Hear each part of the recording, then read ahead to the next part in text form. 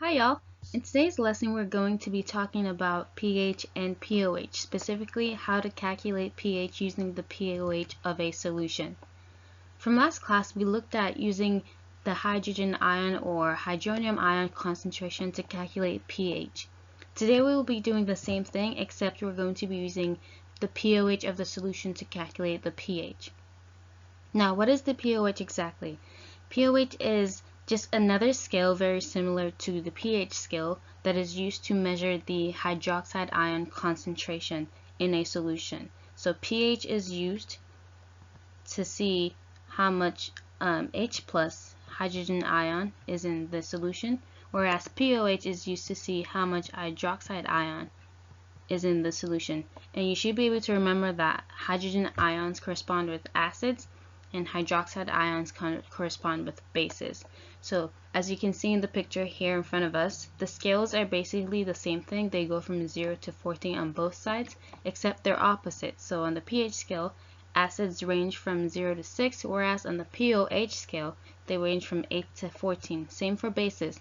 Bases range from 8 to 14 on the pH scale, while they range from 0 to 6 on the pOH scale. So kind of opposite.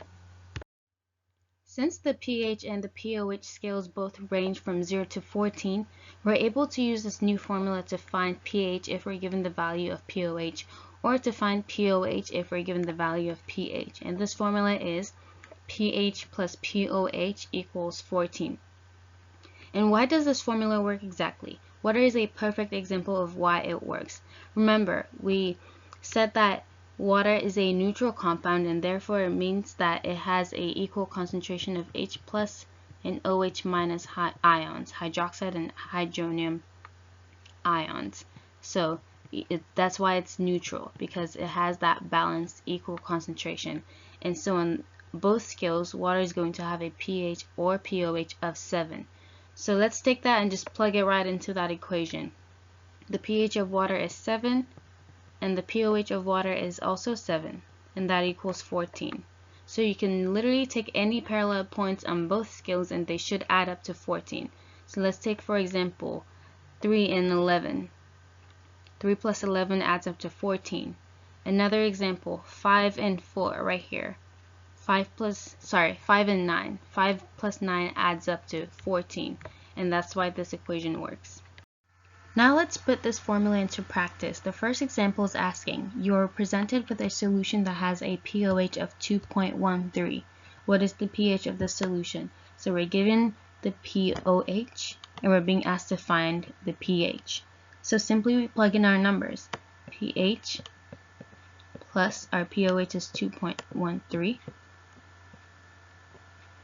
equals 14. And to get our pH, we just subtract 2.13 from both sides, and from here we get pH equals 11.87, and that's our pH, as simple as that. So this is the formula for pOH. pOH is equal to negative log of hydroxide ion concentration. This formula should look familiar because from last class we talked about pH as negative log of H plus ion concentration. So this is basically the same thing, except we've changed the H to OH right here, and then we've changed the hydrogen ion concentration to hydroxide ion concentration right here. So the OH in brackets simply means concentration of your hydroxide ions. So make sure y'all write this down in your notes, especially the formula, because we're going to need it as we go along with examples. And your hydroxide ions always come from bases. So bases like NaOH, see the OH right there, bases like CaOH2. So your hydroxide ion concentration always comes from the concentration of your base. Alright, so let's put the formula into practice with the first example, which says, what is the pOH of a 5 times 10 to the negative 5 molar calcium hydroxide solution? So we just take our formula for pOH, and in your calculator you're going to type in negative log of 5 times 10 to the negative 5 molar. Remember, the shortcut for this formula can also be typed in your calculator as 5e negative 5. They're basically the same thing, and both should give you an answer of 4.3. And that is the pOH for our calcium hydroxide solution, 4.3.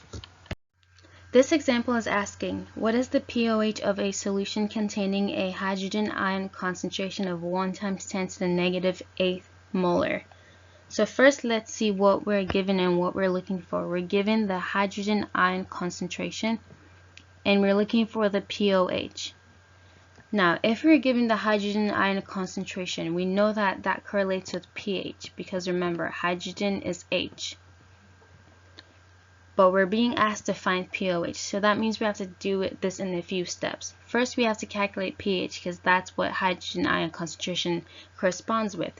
And our pH formula is negative log of hydrogen ion concentration, which is 1 × 10⁻⁸, and that should give you 8. Now we can dive into calculating the pOH, right? So from our formula from earlier in the PowerPoint, we said pH plus pOH equals 14. We found our pH right here as 8, so we can just plug it in. 8 plus pOH equals 14, and this should give you pOH of 6. So you just subtract 8 from 14 and we get 6, and that is our pOH. This next example is asking us to calculate the pH and pOH of a 0.33 sodium hydroxide solution. So we're being asked to find pH, we're being asked to find pOH, and we're given 0.33 molar.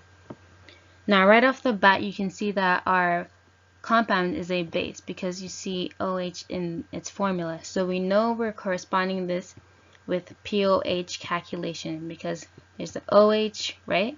And there's the OH. So whenever you have a base containing hydroxide, you want to be calculating pOH. And that formula is negative log, and then we plug in 0.33. And that'll give you an answer of 0.48. And that is our pOH. Now, how do we find a pH from a base? We use that simple formula. pH plus pOH equals 14. So pH plus our pOH that we just found is 0.48 equals 14. And then to isolate pH and find our final answer, we just subtract 0.48 from 14, and that will give us an answer of 13.5. So our pH is 13.5. Just as a recap, these are the 3 important equations you need to write down, memorize, whatever works for you. They're going to be very important in your calculations moving on. So now you can move on to complete the practice problems.